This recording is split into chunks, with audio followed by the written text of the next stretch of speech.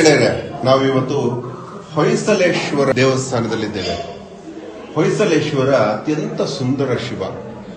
ಮೊದಲು ಪೂಜೆ ಕೂಡ ನಡೀತಿರ್ಲಿಲ್ಲ, ಇವಾಗ ಪೂಜೆ ಆರಂಭ ಆಗಿರೋದು ಅಹೋರಾತ್ರಿಗೆ ತುಂಬಾ ಖುಷಿಯಾಗಿದೆ. ಇಲ್ಲಿ ಶಿಲ್ಪಕಲೆಯಲ್ಲಿ ಬರುವಂತಹ ಡೀಟೇಲಿಂಗ್ ಇದೆಯಲ್ಲ, ವಿವರಣೆ ಬೇರೆ ಎಲ್ಲೂ ಸಿಗಲಾರ.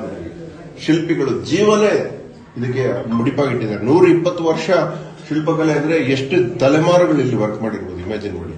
ಇಲ್ಲಿ ನಮ್ಮ ಪಂಡಿತರು ಇದ್ರ ಬಗ್ಗೆ ಹೇಳ್ತಾರೆ. 7 ಶಾಖೆಗಳು, ಸಪ್ತ ಶಾಖೆಗಳು, ನರಶಾಖ ನೋಡಿ.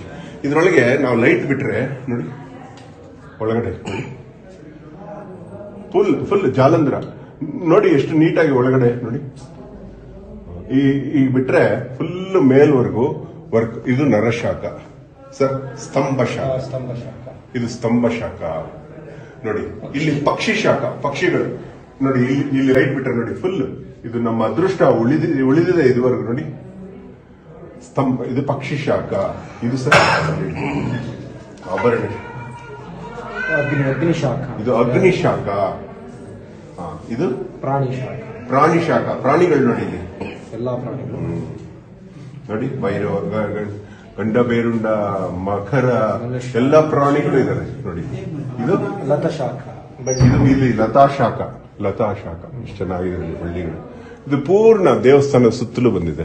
ಇದನ್ನ ಸಪ್ತದ್ವಾರಗಳು ಅಂತಾರಲ್ಲ, 7 ಆ ದೇವಲೋಕಕ್ಕೆ 7 ದ್ವಾರಗಳು ಅಂತಾರಲ್ಲ, ಹಂಗೆ ನೋಡಿ. ಇಲ್ಲಿ ಕೆಲವು ಡ್ಯಾಮೇಜಸ್ ನೀವು ನೋಡಬಹುದು, ಮನುಷ್ಯ ಮಾಡಿರೋ ಡ್ಯಾಮೇಜ್. ಇದು ತುಂಬಾ ಚೆನ್ನಾಗಿದೆ ನೋಡಿ.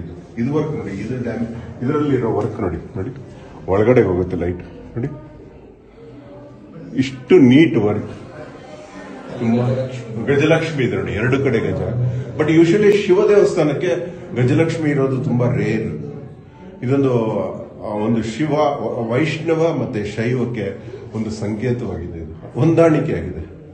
ಯಾಕಂದ್ರೆ 1000 ವರ್ಷದಿಂದ ಈ ದೇವಸ್ಥಾನ ಆದಾಗ ತಮಿಳುನಾಡಿನಲ್ಲಿ ಶೈವರು ಮತ್ತು ವೈಷ್ಣವರಿಗೆ ಜಗಳ ಆಗ್ತಿತ್ತು. ರಾಮಾನುಜನಲ್ಲಿ ಬಂದಿದ್ರು, ಅವರು ಎಲ್ಲರೂ ಒಟ್ಟಾಗಿರ್ಬೇಕು ಅಂತ ಹೇಳ್ಕೊಟ್ಟಿದ್ದಕ್ಕೆ ಈ ಒಂದು ಸಂಕೇತ ಆಗಿರ್ಬೋದು. ಇದು ಶೈವ ದೇವಾಲಯದಲ್ಲಿ ಲಕ್ಷ್ಮಿ. ಧನ್ಯವಾದ. ಅಹೋರಾತ್ರ.